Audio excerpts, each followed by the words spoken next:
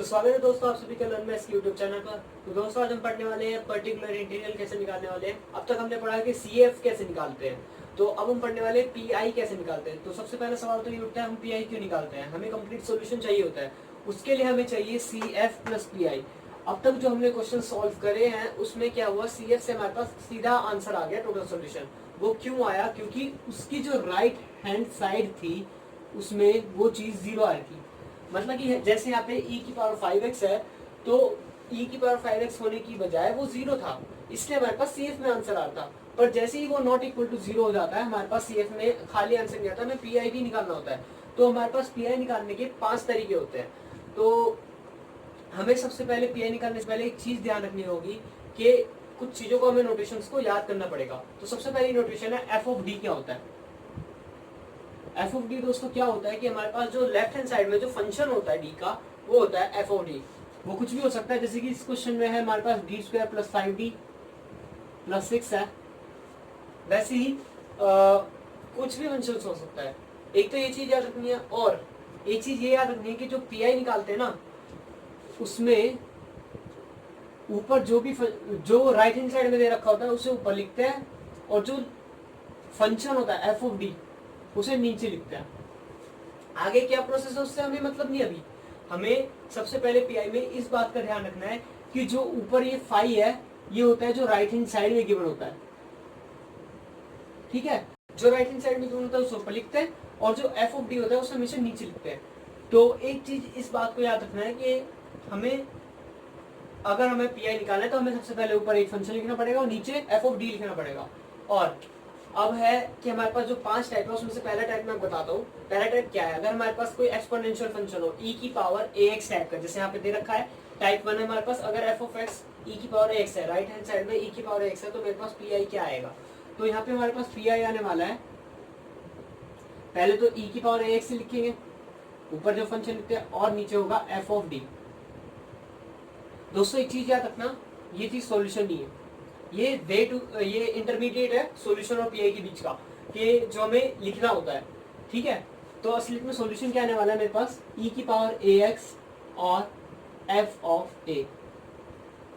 इस फॉर्म की एक खासियत है, e⁵ax में ऊपर जो राइट हैंड साइड में फंक्शन है उसमें कोई चेंज नहीं आ रहा, चेंज आ रहा तो नीचे में भी क्या चेंज आ रहा है, d की जगह a पुट कर दिया। बस हमें क्या फाइंड करना है, जो हमें पास e⁵ है या e⁵ कुछ भी x हो, ax है, तो a की वैल्यू निकल गई, मेरे पास पूरा PI निकल गया। तो इसको सॉल्व करते हैं, कैसे करते हैं। मेरे पास एक एग्जांपल है, ये एग्जांपल है मेरे पास d² + 5d + 6 × y = e⁵x।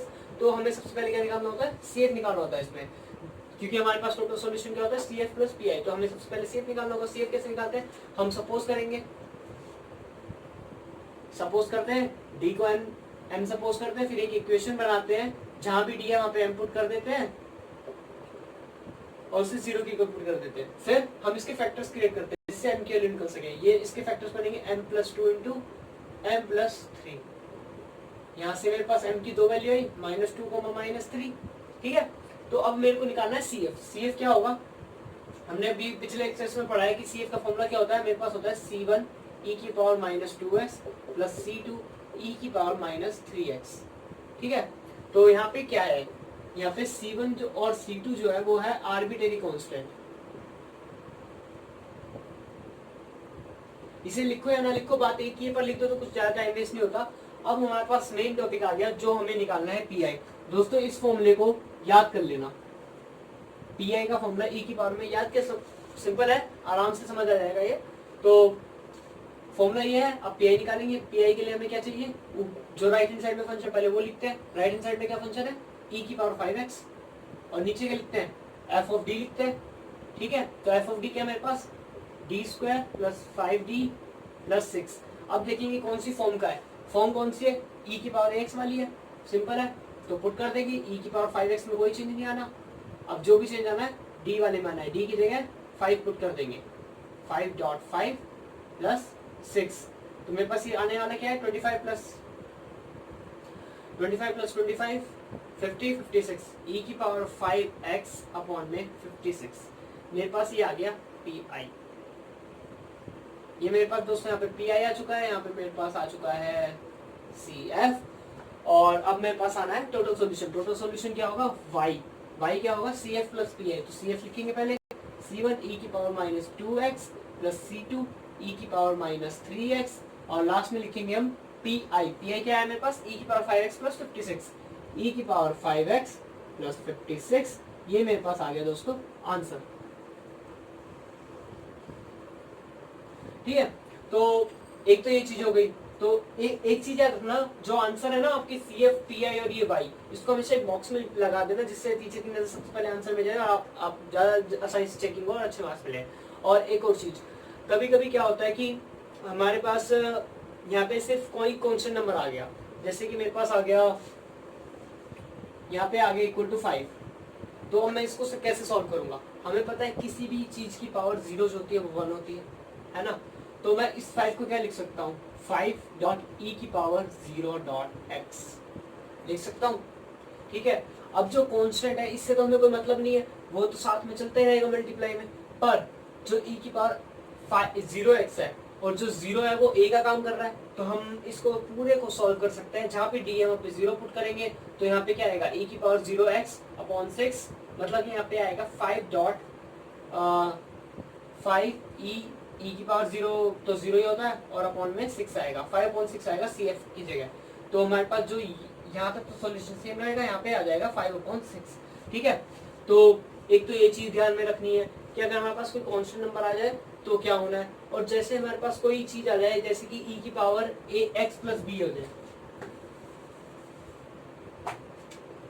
e की पावर ax प्लस b आ जाए, a भी कोई भी एक नेचुरल नंबर या रियल नंबर हो सकता है। ठीक है, तो मेरे पास ये आया, तो अब मैं इसको कैसे, मेरे पास e की पावर x टाइप की तो फॉर्म नहीं है, तो मैं कैसे करूंगा, इसमें e की पावर ax डॉट e की पावर b लिख दूंगा। ठीक है, ये एज अ कांस्टेंट ट्रीट होगा, तो कांस्टेंट तो अपने आप बाहर रहता है हमेशा, कांस्टेंट के साथ तो कुछ नहीं होता। अब जो e की पावर x का फॉर्मूला लगा के सिंपली सॉल्व हो जाएगा। और ये एक आइडेंटिटी जो हमने 8th में पढ़ी है, तो इससे भी आसानी से हमारे पास सॉल्व हो जाता है। ये मैंने 3 टाइप के क्वेश्चंस बता दिए कि ऐसे ऐसे टाइप के भी आ सकते हैं। तो दोस्तों अब क्या होता है कि इसमें एक केस फॉर्म हो जाता है कि जब हमारे पास f ऑफ d जो है उसमें f ऑफ a डाला है, मैंने a डाला है, a डालने पे अगर मेरे पास 0 बन जाए, मतलब कि अगर मेरे पास f ऑफ a जो है वो 0 के इक्वल आ जा रहा है, तब जो हमने सॉल्व किया वो f of a not equal to 0 आएगा। अगर f ऑफ a 0 के इक्वल आ जाए तो हमें क्या करना है, हमें एक सिंपल सा फॉर्मेट यूज करना है pi निकालने के लिए। pi में जैसे कि अभी e की पावर ax अपॉन में f ऑफ a है। ठीक है, अगर ये चीज 0 आ जाती है तो हमें क्या करना है, हमें एक ऊपर x से मल्टीप्लाई करना है और फंक्शन सेम लिखा रहने देना है, और नीचे जो है जो फंक्शन है f ऑफ a d का, उसे एक बार डिफरेंशिएट करेंगे और फिर a की वैल्यू पुट करेंगे। ये हो गया। ठीक है, तब हमारे पास p आ जाएगा। पर अगर क्या हो, अगर ये चीज भी 0 आ जाए, फिर a डालने पे मैंने f डैश d निकाला और मैंने जैसे डिफरेंशिएट किया मेरे पास तब भी 0 आ रहा है, फिर क्या करेंगे हम लोग, फिर क्या करेंगे, हम उसे दोबारा डिफरेंशिएट करेंगे, f डबल डैश a और e की पावर ax और यहाँ पे x स्क्वायर। तो जैसे जैसे हमारे पास डिफरेंशिएशन बढ़ता जाएगा वैसे वैसे x की पावर बढ़ेगी, मतलब कि ऊपर x से मल्टीप्लाई करना है, नीचे डिफरेंशिएट करना है, ऊपर x से मल्टीप्लाई नीचे डिफरेंशिएट, जितनी बार डिफरेंशिएट होगा उतनी ही पावर होगी। देख लो यहाँ पे सिमिलरिटी बन रही है कि एक x डाला, एक डिफरेंशिएट, दूसरा डिफरेंशिएट 2x कर किया तो 2 प्राइम आ गया। तो मेरे पास डिपेंड करता है डिफरेंशिएशन x की पावर पे, और ये डिपेंड करता है कौन कितनी बार 0 आ रहा है, और ये प्रोसेस ये आगे चलता ही जाएगा जब तक हमारे पास f डबल डैश या कोई भी f एन डैश मेरे पास कोई कॉन्स्टेंट आ जाएगा, वैसे ये प्रोसेस वहीं रुक जाएगा। तो हमारे पास एक क्वेश्चन है, उस क्वेश्चन को सॉल्व करते हैं। तो मेरे पास एक क्वेश्चन है, इस क्वेश्चन को सॉल्व करते हैं। सबसे पहले हमें निकालना है CF निकालने के लिए हम क्या करेंगे, सपोज क्या करेंगे d is equal to m करेंगे, यहाँ से इक्वेशन बनाएंगे और इसे सॉल्व करेंगे। ये क्या बनेगा, m minus 1 m plus 1 into में m minus 2 is equal to 0। m के लिए दोस्तों आगे मेरे पास -1, 2 और यहाँ पे मेरे पास CF आ गया C1 e की power minus x plus C2 e की पावर 2x। CF आ चुका है मेरे पास। अब मैं क्या निकालूंगा, अब मैं निकालूंगा पी आई। तो पी आई निकालते हैं। पी आई निकालने के लिए क्या करते हैं, हम सबसे पहले राइट हैंड साइड वाला फंक्शन लिखते हैं। राइट हैंड साइड वाला फंक्शन क्या है, 5e⁻²x अपॉन में नीचे क्या लिखते हैं, एफ ऑफ डी लिखते हैं। एफ ऑफ डी क्या है, d² माइनस डी माइनस 2। ये आ गया। अब मैं यहाँ पे ये एफ ऑफ डी है मेरे पास। एफ ऑफ डी क्या है मेरे पास दोस्तों, एफ ऑफ डी है मेरे पास d² माइनस डी माइनस 2। मैं अगर यहाँ पे 2 पुट करता हूँ मेरे पास आएगा 4 माइनस 2 माइनस 2 जो आ रहा है 0। मतलब कि मेरे को क्या करना है, ये यहाँ पे ये प्रोसेस आ चुका है, नीचे 0 बन चुका, तो मैं क्या करूंगा, उसे डिफरेंशिएट करूंगा। तो मेरे पास एफ डैश डी क्या आने वाला है, एफ डैश डी आएगा 2d माइनस 1।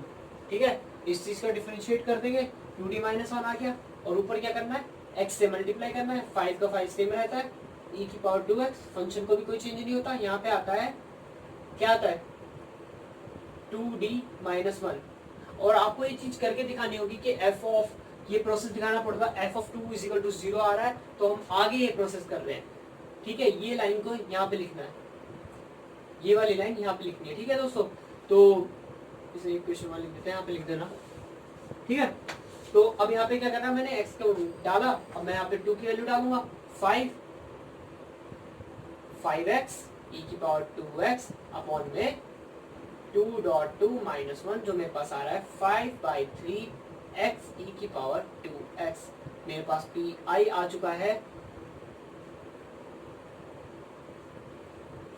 मेरे पास पी आई आ चुका है दोस्तों 5/3 e⁻²x इंटू में x। ठीक है, अगर बाई चांस अगर मेरे पास f डैश डी भी 0 आ जाता है, अगर यहाँ पे 2 होता या यहाँ पे 4 होता तो यहाँ पे 0 बन जाता, तो मेरे को इसको दोबारा डिफरेंशिएट करना पड़ता है। तो जब तक हमें डिफरेंशिएट करते रहना है, जब तक हमारे पास पूरा सॉल्यूशन नहीं आ जाता। तो दोस्तों हम निकालेंगे टोटल सॉल्यूशन। टोटल सॉल्यूशन क्या होगा, y इज इक्वल टू में CF प्लस पी है। CF क्या है, C1 e⁻²x plus C2 e⁻²x। यहाँ पे माइनस x आएगा। ठीक है, और यहाँ पे आएगा पी आई। पी आई क्या है, 5x e⁻²x/3। मेरे पास ये आ गया आंसर। तो दोस्तों अब हम आ गए हैं दूसरे टाइप पे। दूसरा टाइप क्या कहता है, अगर हमारे पास कभी भी राइट हैंड साइड में ट्रिग्नोमेट्रिक फंक्शन हो, ट्रिग्नोमेट्रिक में भी कौन कौन से, एक sin x और एक cos x, cos x या sin x कुछ भी हो हमारे पास, तो हमें क्या फॉर्मूला यूज करना है पी आई निकालने के लिए, इस चीज का पढ़ेंगे हम लोग। तो हमारा सबसे पहला फॉर्मेट तो यही रहेगा, हमें सबसे पहले राइट हैंड साइड का फंक्शन लिखना है और नीचे लिखना है F of D.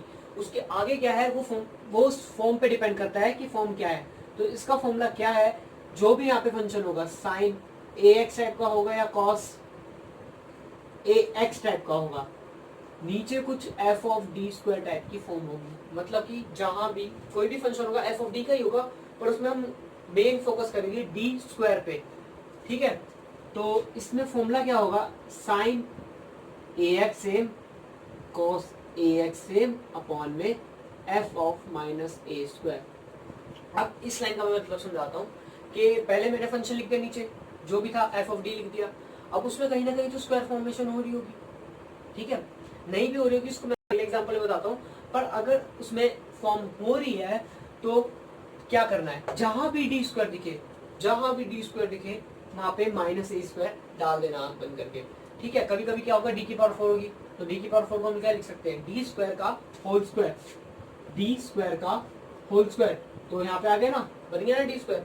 D square जैसे ही बना, मेरे को क्या करना है, डी स्क्वायर बनते मेरे को माइनस ए स्क्वायर डाल देना है। ए क्या है, ए है cos ax, एक्स का कोफिशिएंट क्या है, ए है, वो ए को हमें पुट करना है। और sin ax और cos ax सेम का सेम रहेगा, मतलब कि इसमें भी e की पावर ax टाइप का ही है कि मुझे सिर्फ उसमें क्या हुआ, एक डी की जगह ए पुट किया, यहाँ पे डी स्क्वायर की जगह माइनस ए स्क्वायर पुट करना है। इस फॉर्म को भी याद रखना, ये हमारे पास आ गई दूसरी फॉर्म। ठीक है, तो इसका एक एग्जांपल समझ लेते हैं। एग्जांपल क्या है, एग्जांपल कहता है मेरे पास है d square plus 5d plus 4 into में y equal to sine x है। तो मैं इसको सॉल्व कैसे करूंगा, तो पहले हम क्या करते हैं, सी एफ निकालते हैं। सपोज करेंगे, सपोज क्या करेंगे, डी इक्वल टू मेरे पास एम है, यहाँ पे इक्वेशन बनाएंगे m square plus 5m plus 4 is equal to 0। यहाँ से मैं फैक्टर बनाऊंगा m plus 1 into m plus 4 बनेगा और ये 0 आएगा। यहाँ पे m की वैल्यू आएगी -1 -4, दोनों रियल और डिस्टिंक्ट है। तो हमारे पास सी एफ क्या आने वाला है, सी एफ दोस्तों हमारे पास आने वाला है C1 लिख लेते पहले, C1 e की power minus x plus C2 e की पावर माइनस 4x। ठीक है, मेरे पास CF आ चुका है। अब क्या निकालेंगे हम लोग, अब निकालेंगे हम PI। तो PI के लिए क्या करेंगे हम, PI निकालने के लिए हम सबसे पहले क्या करते हैं, हम जो फंक्शन है उसे लिखते हैं, फंक्शन लिख दिया।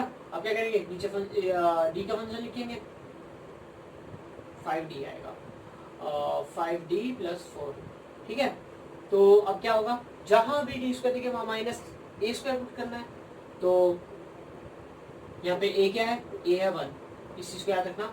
अब क्या करेंगे, वैल्यू पुट करेंगे, यहाँ पे 1 का होल स्क्वायर 1 होता है, -1 प्लस 5D प्लस 4, ये मेरे पास क्या बना, साइन एक्स अपॉन में 5D प्लस 3। अब मैं क्या करूंगा, मेरे पास तो ऐसा कुछ, मैं ऐसे सॉल्व ही नहीं कर सकता, तो अब क्या करेंगे, हमारे पास कोई डी स्क्वायर भी नहीं है कि ट्रिग्नोमेट्री है और आगे फर्दर प्रोसेस करें, तो हम क्या करेंगे, इसको रैशनलाइज कर लेंगे। ठीक है, मैं रैशनलाइज करूंगा तो इसको क्या आएगा, 5D माइनस 3 ऊपर आएगा, 5D प्लस 3 नीचे चली रहा था और 5D माइनस 3 से मल्टीप्लाई हो जाएगा और साइन एक्स तो बाहर चल ही रहा है। ठीक है, तो अब मैं इसको आगे करूंगा। ठीक है, मेरे पास PI क्या होगा, फिर PI होगा मेरे पास 5D माइनस 3, तो ब्रैकेट में चल ही रहा है। ठीक है, और हर एक चीज को याद रखना, हर चीज को ब्रैकेट में रखना जिससे कंफ्यूजन पैदा ना हो। ठीक है, नीचे क्या बनेगा, a plus b into a minus b वाली फॉर्म है, तो सिंपल बन जाएगा 25D स्क्वायर माइनस 9। ठीक है, 25D स्क्वायर माइनस 9। अब देखो यहाँ पे साइन AX और नीचे क्या बन रहा है, डी स्क्वायर की फॉर्म, डी स्क्वायर की जगह क्या पुट करना था हमें, माइनस ए स्क्वायर। तो ए की वैल्यू क्या है मेरे पास, पहले तो इसे सेम लिखूंगा, 5D माइनस 3, और यहाँ पे आएगा, यहाँ पे मेरे पास आ गया साइन एक्स, साइन एक्स आ गया,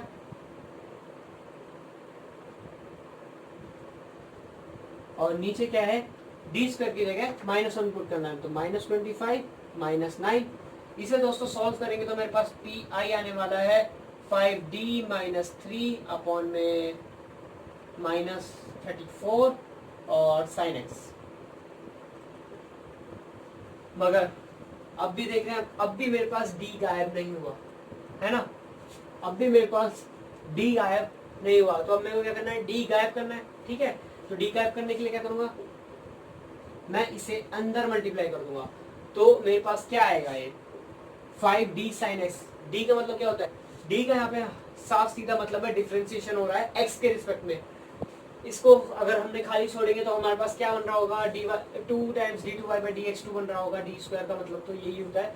तो यहाँ पे 5D का मतलब क्या है कि मैं जो साइन एक्स है उसको डिफरेंशिएट कर रहा हूँ मैं x के रिस्पेक्ट में। तो साइन एक्स का डिफरेंशिएशन क्या होता है, 5 cos x और साइन एक्स, और -34 तो चल ही रहा था।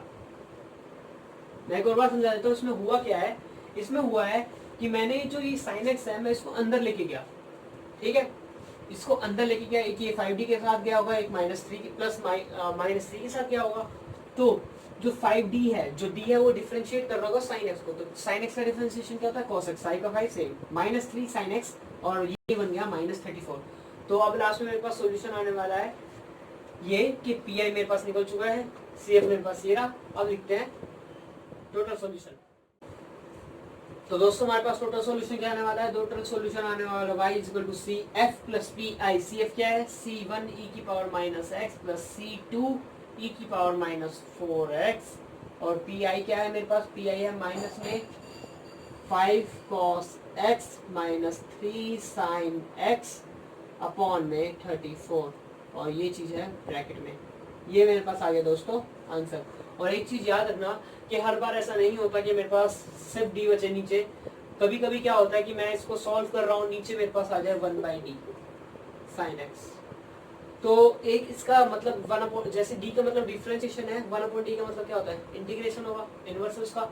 तो आप सीधा भी इंटीग्रेट कर सकते हैं इंस्टेड ऑफ इसको दोबारा से D से मल्टीप्लाई, D से डिवाइड करने का। और कभी कभी क्या होगा कि आपके पास जब भी ये फॉर्म आए, आपको क्या करना है, नीचे D स्क्वायर फॉर्मेशन करने की कोशिश करनी है। अगर आपके पास कुछ भी करो, मतलब कि हमने अब तक 12th तक हमने सीखा है कैसे कैसे वर्ड इक्वेशन को कैसे कन्वर्ट करते हैं, कैसे चेंज करते हैं, कैसे सॉल्व करते हैं।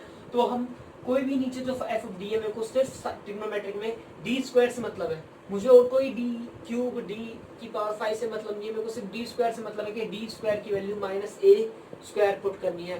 तो मेरे को डी स्क्वायर ढूंढना है उस फंक्शन में, एफ ऑफ डी में जहां भी डी स्क्वायर मिले सीधा पुट कर दो माइनस ए स्क्वायर, और नहीं बन रहा तो उसको कैसे करना है, यहाँ पे जैसे कि हमने लिया रेशनलाइज किया हमने जैसे कि, तो वैसे ही मेरे को नीचे डी स्क्वायर की फॉर्मेशन करनी पड़ेगी, और जैसे डी स्क्वायर फॉर्मेशन हुआ ये ऊपर वाला 5d माइनस 3 ऐसा कोई फंक्शन बनेगा, तो हम उस जो भी बाहर फंक्शन होगा ट्रिग्नोमेट्रिक उसे अंदर लेके जाएंगे, उसे फिर डिफरेंशिएट करेंगे, क्योंकि डी का मतलब होता है डिफरेंशिएशन और कांस्टेंट से मल्टीपल सिंपल कांस्टेंट होता है। ठीक है, तो इस चीज को याद रखना, साइन की जगह cos x होगा तो cos लिख देंगे साइन जगह, उसको सॉल्व करेंगे। ठीक है, तो दोस्तों अब तक हमने पढ़ा है कि अगर हमारे पास राइट हैंड साइड में सिंपल साइन ax या cos bx आ जाए तो हम क्या करते हैं, मतलब सिंपल फॉर्मूला डालते हैं और आंसर आ जाता है कि एफ ऑफ डी स्क्वायर की जगह मैं F of minus A square मतलब डी स्क्वायर की जगह मैं सब्स्टिट्यूट कर देता हूँ माइनस ए स्क्वायर।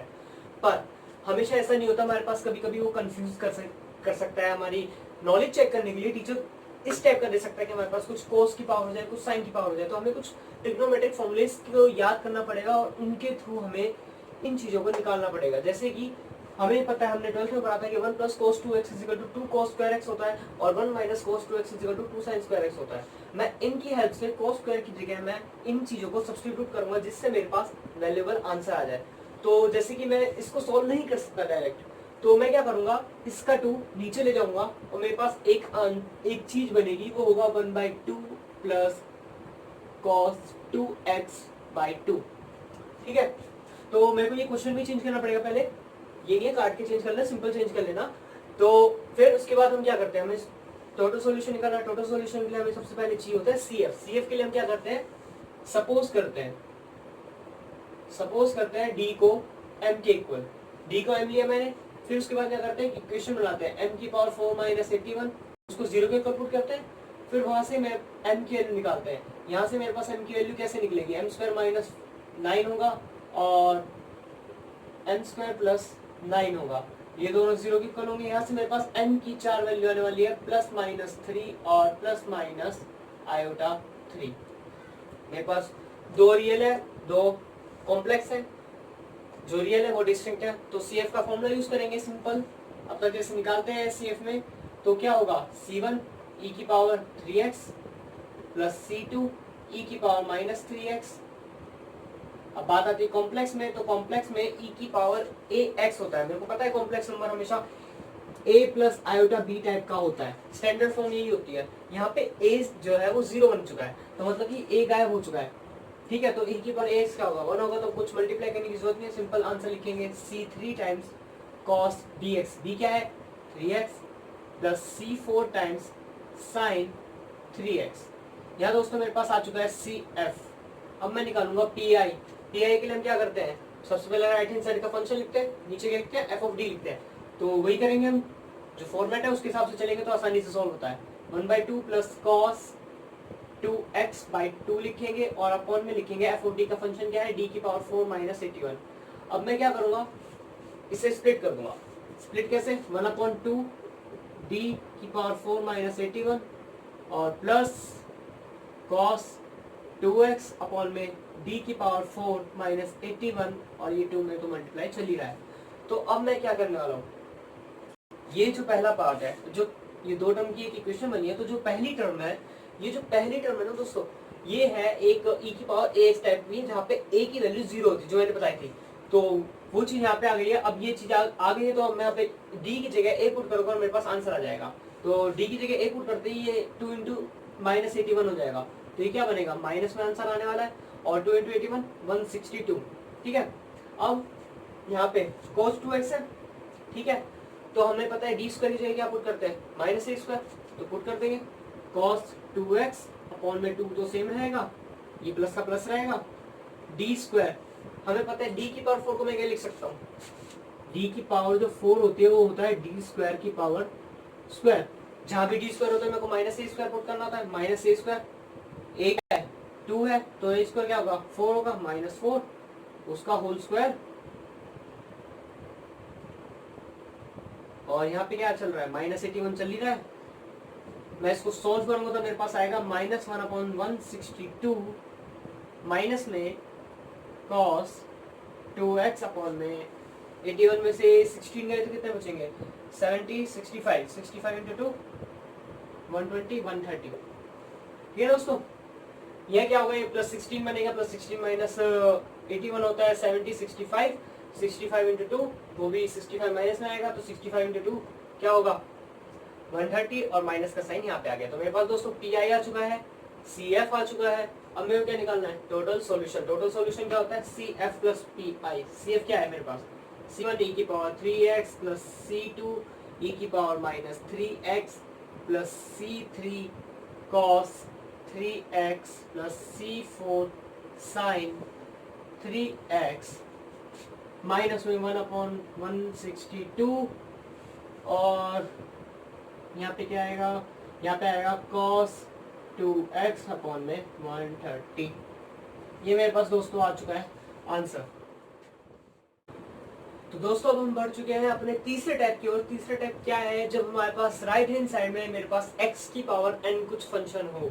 अब तक हमने ट्रिग्नोमेट्रिक देख लिया, e की पावर एक्सपोनेंशियल देख लिया। जब हमारे पास x की पावर में कुछ फंक्शन हो, x का स्क्वायर हो, खाली x हो, क्यूब हो, या कुछ भी n हो, कोई भी नेचुरल नंबर हो, कुछ भी हो, ठीक है, तो उसे कैसे सॉल्व किया जाएगा उसको सॉल्व करने देखते हैं मेथड। तो अब मेरे पास इसको सॉल्व करने का पी आई का फॉर्मूला क्या होता है। इसमें क्या होता है, हमेशा की तरह पी आई कैसे लिखते हैं, पी आई लिखा जाता है जो ऊपर फंक्शन होता है और नीचे पी आई होता है, ऊपर जो फंक्शन लिखते हैं और नीचे एफ ऑफ डी होता है। ठीक है, यहाँ पे एफ ऑफ डी लिख दिया मैंने और यहाँ पे कुछ एक्स की पावर एन चल रही होगी।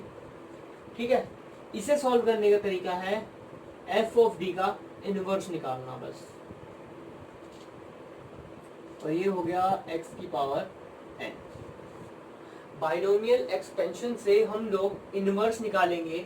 जो हमने 11th क्लास में बाइनोमियल चैप्टर पढ़ा था उसके थ्रू मैं एक्सपेंशन करके निकालूंगा उसकी वैल्यू 1/f ऑफ डी की, और जो वैल्यू आएगी मैं उसको इसमें इनपुट कर दूंगा x की पावर n, और फिर मेरे पास जो सॉल्यूशन आएगा वो होगा पी आई।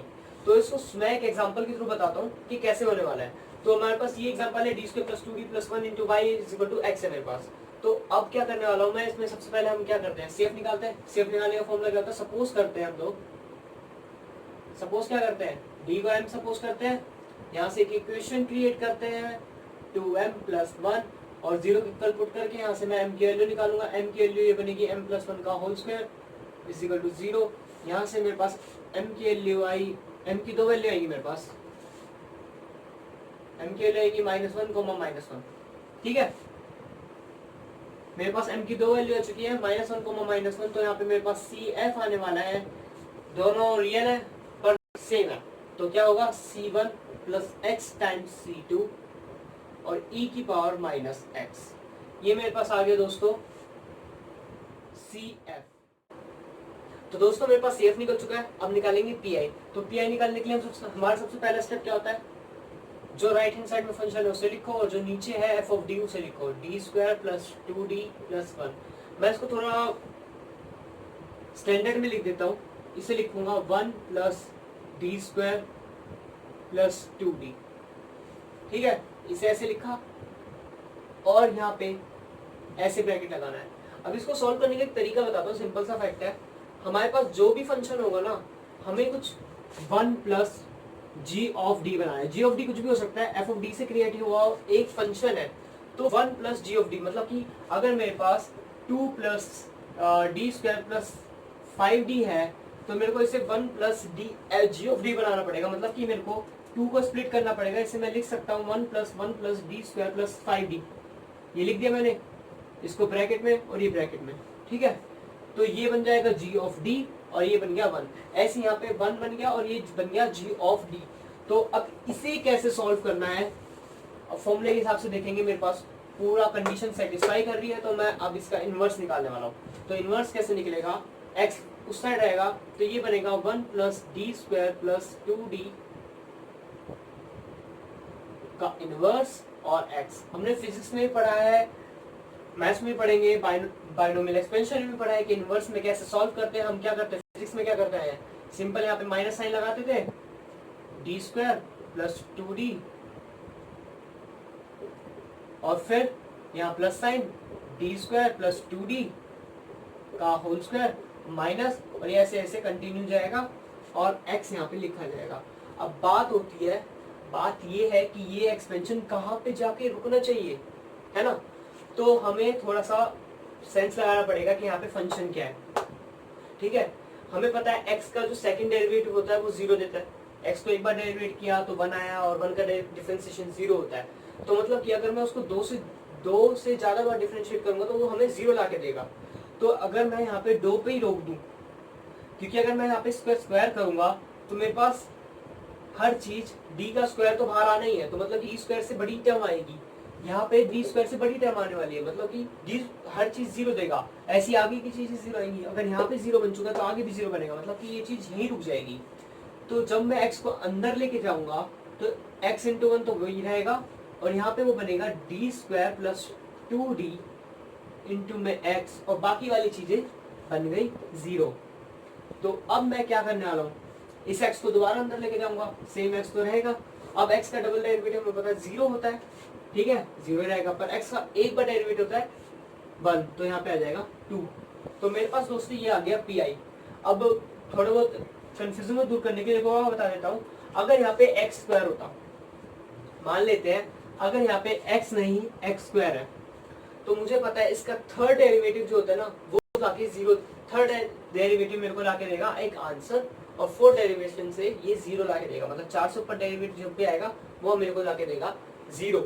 तो 0 लाके देगा, तो जैसी यहाँ पे जाके 4 टर्म बन जाएगी, इसका स्क्वायर करना जानते हैं कैसे होगा, D square plus 2d, D common ले लेंगे, d प्लस 2 आ जाएगा, और इसका होल स्क्वायर यहाँ पे स्क्वायर रहेगा, सिंपल है। अब तो हो जाएगा मल्टीप्लाई, क्योंकि डी स्क्वायर प्लस ये बनेगा D square plus 2d plus 1 और इंटू में डी स्क्वायर। तो यहाँ पे यहाँ पे पावर 4 आ रही है, मतलब कि आगे जहां भी जाएंगे वहां पे पावर 4 नहीं आनी, 4 से बड़ी ही आएगी, है ना, 4 या 4 से बड़ी आएगी। तो मतलब ये फंक्शन यहीं पे रुक जाएगा, एक्स स्क्वायर होगा तब। ऐसी अगर क्यूब होगा तो मेरे को एक और आगे जाके टर्म देखनी पड़ेगी, क्या अगली टर्म पे 0 बन रहा है नहीं, अगर वो पूरे पे 0 बन रहा है तो उससे आगे वाली सब जगह पे 0 बनेगा। तो मुझे ये चीज ध्यान में रखनी है कि ये इसका डेरिवेटिव, कौन सा डेरिवेटिव मेरे को अंदर ले जाके 0 बना देगा, और उसके वहां पे पोज लगा देना, सिंपल 0 लगा दो। टीचर्स सामने वाला खुद समझ जाता है कि आगे वाली टर्म सारी 0 बन चुकी है, बस यहाँ की चीज में ऑपरेशन लग रहा है। ठीक है दोस्तों, तो ये एक सिंपल सा तरीका है कि कैसे इसको सॉल्व करें, कैसे याद रखें। और दोस्तों इस चीज को याद भी रखना, क्योंकि ये आने वाले में पार्शियल डिफरेंशियल इक्वेशन में भी काम आने वाला है। तो यहाँ पे मेरे पास y क्या आएगा, y क्या होता है CF प्लस PI, CF क्या है C1 plus x times C2, और ये ब्रैकेट में e की पावर माइनस x, और CF क्या है x माइनस 2। तो ये मेरे पास दोस्तों आ चुका है आंसर। ठीक है, अब हर बार इतना सिंपल नहीं होता, कभी कभी मेरे पास क्या होता है कि मेरे पास बन गया, मान लो a square plus D square वाली फॉर्म बन गई, नीचे f ऑफ d मेरे पास ये है। ठीक है, मेरे पास अगर f ऑफ d ये है तो मैं क्या करूंगा, मेरे को इसे 1 प्लस में फॉर्म बनाना है, तो यहाँ पे a स्क्वायर कॉमन ले लूंगा, मैं a स्क्वायर कॉमन ले लूंगा, और मेरे पास क्या बनेगा 1 प्लस डी स्क्वायर अपॉन में a स्क्वायर, ये बन गया मेरे पास f ऑफ d। अब इसे नीचे लिखूंगा, फिर इस वाली चीज का इनवर्स निकालूंगा, ये कांस्टेंट है, इसका इनवर्स नहीं निकालना, ये कांस्टेंट है, ये इसका इनवर्स निकालेंगे। इसका इनवर्स निकाल के जैसे अभी यहाँ फॉर्मेट लगाया है -2 फिर +4, यही चलता रहेगा, क्योंकि हमने फिजिक्स में ही पढ़ा है ऐसे इनवर्स निकालेगा। तो फिजिक्स का थोड़ा बहुत फॉर्मेट यूज करेंगे तो हमारे पास आंसर आ जाएगा। अगर आपको चेक ही करना है कि आपका जो ये डिवीजन है ये सही है, तो आप एक काम कर सकते हो, आप सीधा डिवाइड कर सकते हो अगर आपके पास टाइम है तो। जो ये चीज है इसको 1 से डिवाइड करो और डिवाइड करते जाओ, और इसको डिवाइड करते टाइम एक चीज का याद रखना, जैसे हम बड़ी चीज को छोटी से डिवाइड कर रहे हैं तो हमें हमेशा छोटी चीजें एलिमिनेट करनी है। मतलब कि मेरे को सबसे पहले 1 एलिमिनेट करना पड़ेगा, फिर जो उसकी d की पावर 1 को एलिमिनेट करना पड़ेगा, फिर d स्क्वायर को। जैसे हम सिंपल डिवाइड करते थे तो उसमें d क्यूब सीधा क्यूब को डिवाइड करते हैं, जैसे कि अगर मैं d प्लस 1 को डिवाइड कर रहा हूँ d क्यूब प्लस 3d से, तो मैं सबसे पहले d स्क्वायर लिखता था, क्योंकि मेरे को सबसे बड़ी वाली टर्म डिलीट करनी है, एलिमिनेट करनी है। पर यहाँ पे ऐसा नहीं है, यहाँ पे उल्टा है, यहाँ पे सिंपल यहाँ पे 1 है, ये d प्लस 1 है, तो मैं सबसे पहले 1 को एलिमिनेट करूंगा, बाद में आगे सोचूंगा डी के बारे में।